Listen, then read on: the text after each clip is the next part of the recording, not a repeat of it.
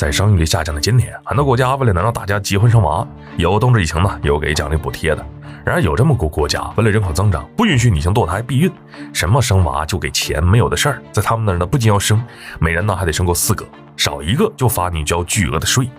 这一系列炒作，人口确实多了200多万，但却有超10万儿童成了智障，这究竟是怎么一回事呢？今天秋哥就带大家来了解了解。罗马尼亚位于巴尔干半岛北部，与乌克兰、摩尔多瓦、保加利亚、塞尔维亚和匈牙利接壤，国土面积约为23.8万平方公里，人口约1905万人。每次说生育率低这个事儿，就不得不提韩国，这个再不生娃就会自然消亡的国家。为了这事儿，韩国政府简直是绞尽脑汁。其实很多国家都面临着这些困难，而他们的办法呢，总的来说就一个，那就是给钱。你不是说生娃压力大吗？那我给你补贴，压力不大了，不就愿意生了？但罗马尼亚不一样，女性生娃是应该的，没补贴领。但要是谁敢不生，还得倒交给政府一笔钱。这就是1966年罗马尼亚颁布的770法令，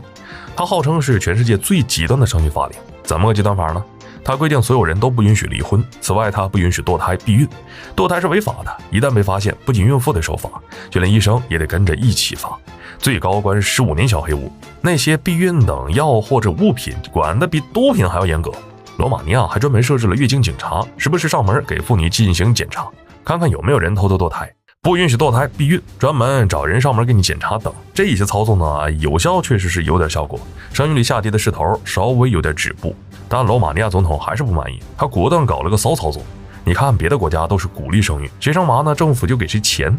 罗马尼亚也鼓励，不过是反着来的，谁家要是不生娃，那就得交给政府一大笔钱。而且他们呢还给每个家庭定了 KPI， 最少都得生4个娃，纯就是把女性当作是生育的工具。最离谱的是，罗马尼亚的催生催的不仅仅是成年人，他们把结婚年龄下调到了15岁，让那些高中都还没有上的学生大胆恋爱，组织学习各种性知识，鼓励他们赶紧结婚生娃。完了呢，还大肆宣传，说什么这是为国家做贡献，把那些努力的女性呢宣传成国家偶像，为了催生，为了人口。罗马尼亚可以说是无所不用其极，强按着全国人的脑袋让他们生，做法是极端的，但效果呢是有效的。从1966年到1989年，在这23年里，罗马尼亚不仅生育率停止了下滑，人口还增加了200多万人。但这个结果呢是有代价的，因为不允许堕胎，而且还得强制在45岁前生够4个孩子。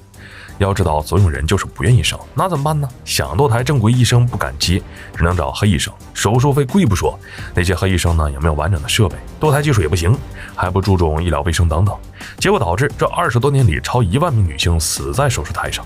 那些侥幸存活但却惹上了一身毛病的更是数不胜数。就算这样，这些女性呢也不敢报警，因为强制生育法的原因，罗马尼亚的女性遭遇了各种严重伤害。然而被伤害的不仅只有女性，男性也不例外，因为法令，男性只能看着妻子甚至是孩子要遭受到分娩的痛苦，自己呢却无法阻止。不仅如此，孩子的增加同样意味着男性的生活压力会增大，如果赚不到钱，全家人都得喝西北风去，那不生这么多吧，辛辛苦苦赚到的钱还得交一大笔钱给国家。除此之外呢，那些刚出生的孩子也会受到伤害，因为很多家庭根本就养不起这么多孩子，最后呢只能抛弃掉。这些孩子运气不好的直接删号，运气好的呢归宿只有孤儿院。但就算罗马尼亚拼命的建孤儿院，但面对超10万的儿童依旧杯水车薪。另外，既然是孤儿院，总要有人照顾吧，而孤儿院的护工也严重不足，一个人呢就得照顾至少10几个孩子，护工的精力根本就不够。那这些孤儿就只能像养殖场一样，没有婴儿床，没有人聊天，没有交流，也没有玩耍，长期以来最后成了智力低下的智障，啥也不会，连自己照顾自己都相当费劲。770法令确实是帮助了罗马尼亚把生育率拉高了一个程度，但同样呢，它也毁了一代人。其实现在年轻人不是不想结婚不想生娃，只不过一个月赚那么点的工资，养活自己都够呛的，那有什么资格去结婚去生小孩呢？就算强行生，也会想到自己能不能给这个小生命带来更好的生活，